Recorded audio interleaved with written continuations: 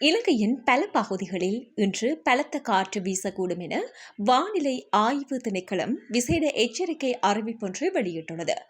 நாட்டின் பல மாகாணங்களில் மணிக்கு 40 முதல் 50 கிலோமீட்டர் வேகத்தில் இந்த காற்று வீசும் சாத்தியம் இருப்பதாக அதிகாரப்பூர்வ முன்னறிவிப்பில் தெரிவிக்கப்பட்டிருக்கிறது. இதன் காரணமாக பொதுமக்கள் தேவையற்ற வெளிப்புற நடவடிக்கைகளை தவிர்த்து பாதுகாப்பு முன்னெச்சரிக்கைகளை பின்பற்றுமாறு அதிகாரிகள் வலியுறுத்தியிருக்கின்றனர். வானிலை ஆய்வு திணைக்களத்தினுடைய தகவலின்படி மத்திய சப்ரகமுவ வடக்கு மற்றும் வடமத்திய மாகாணங்களிலேயே பலத்த காற்றின் தாக்கம் அதிகமாக உணரப்படலாம். மலைப்பாங்கான பகுதியிலும் திறந்த வெளிப்பகுதியிலும் காற்றின் வேகம் மேலும் அதிகரிக்கக்கூடும் என்பதால் அங்கு வசிப்பவர்கள் கூடுதல் கவனத்துடன் இருக்குமாறு அறிவுறுத்தப்பட்டிருக்கிறது. இதனுடன் மேற்கு வடமேற்கு மற்றும் சப்ரகமுவ மாகாணங்களிலும் காலி மாத்தறை கண்டி மற்றும் நுவரெலியா மாவட்டங்களிலும் இடைக்கிடை மழை பெய்யும் வாய்ப்பு நிலவுகிறது. சில இடங்களில் குறுகிய நேரத்தில் அதிக மழை பெய்யக்கூடும் என்பதால் தாழ்வான பகுதிகளில் தற்காலிக நீர்த்தேக்கம் ஏற்படக்கூடும் என்று எதிர்பார்க்கப்படுகிறது. பலத்த காற்று வீசும் சந்தர்ப்பங்களில் ஏற்படக்கூடிய இந்த ஆபத்துக்களை குறைத்துக் கொள்ள அதிகாரிகள் எச்சரிக்கை விடுத்துள்ளனர்.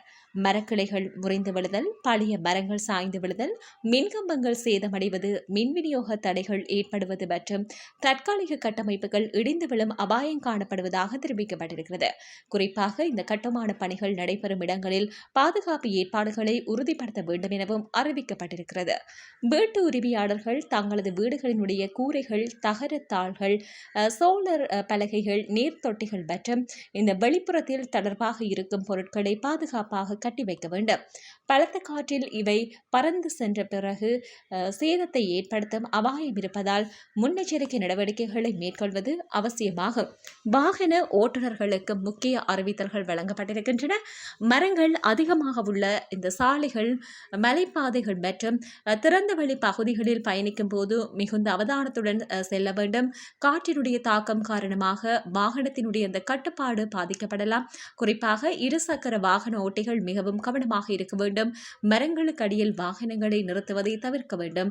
அதோடு இந்த கடலுக்கு செல்ல மீனவர்கள், சிறிய படகு இயக்குநர்களும் கடல் வானிலை தொடர்பான சமீபத்திய அறிவிப்புகளை தொடர்ந்து கவனிக்க வேண்டும்.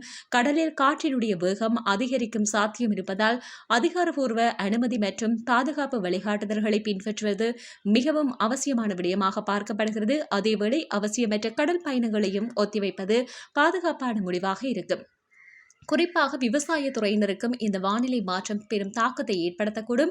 அறுவடைக்கு தயாராக இருக்கின்ற பயிர்கள் பலத்த காற்றால் சேதமடைய வாய்ப்புகள் அதிகமாக இருப்பதால் இயன்ற அளவில் பாதுகாப்பு நடவடிக்கைகளை மேற்கொள்ளுமாறு விவசாய அதிகாரிகள் அறிவுறுத்துகின்றனர். கால்நடைகள் திறந்த வெளியில் கட்டி வைப்பதை தவிர்த்து பாதுகாப்பான இடங்களில் வைத்திருப்பது முக்கியமானதாகும். மின்சார இணைப்புகள் தொடர்பாகவும் பொதுமக்கள் விழிப்புடன் இருக்க வேண்டும்.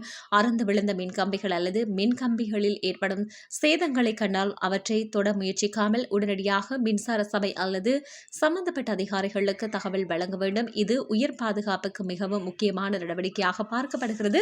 அதேபோல இந்த சமூக ஊடகங்களில் பரவும் உறுதிப்படுத்தப்படாத வானிலை தகவல்களை நம்பாமல் வானிலை ஆய்வு திணைக்களம் மற்றும் அனர்த்த முகாமைத்துவ மையம் வெளியிடும் இந்த அதிகாரப்பூர்வ அறிவிப்புகளை மாத்திரமே பொதுமக்கள் பின்பற்ற வேண்டும்.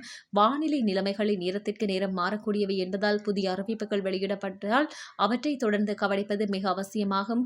அதைவிட இந்த பாடசாலை மாணவர்கள், அலுவலக ஊழியர்கள் மற்றும் தினசரி பயணிகள் இன்று பயணத்தை ஆரம்பிக்கும் முன் தங்களது பகுதிக்கான வானிலை நிலவரத்தை அறிந்து கொள்வது நல்லது. குடை, மலைக்கோட்டு போன்ற தேவையான பொருட்களை எடுத்துச் செல்லவும், அவசரமற்ற பயணங்களை இயன்றவரை தவிர்த்துக் கொள்ளுமாறும் அறிவுறுத்தப்பட்டிருக்கிறது. ஆக மொத்தத்தில் இன்று இலங்கையில் பல பகுதிகளில் பலத்த காற்றும் இடைக்கிடையே மழையும் எதிர்பார்க்கப்படுவதால் பொதுமக்கள் தேவையான முன்னெச்சரிக்கை நடவடிக்கைகளை மேற்கொண்டு பாதுகாப்பாக இருக்க வேண்டும். இயற்கை சீற்றங்களை முழுமையாக தடுக்க முடியாவிட்டாலும் சரியான நேரத்தில் சரியான முன்னெச்சரிக்கைகளை மேற்கொள்வதன் மூலம் உயிர் மற்றும் சொத்து இழப்புகளை கணிசமாக குறைக்க முடியும். இது இன்றைய முக்கிய வானிலை செய்தி. மேலும் இதுபோன்ற உடனடி தேசிய, சர்வதேச மற்றும் வானிலை தொடர்பான முக்கிய செய்திகளை தொடர்ந்து அறிந்து கொள்ள எங்கள் சேனலை பின்தொடருங்கள்.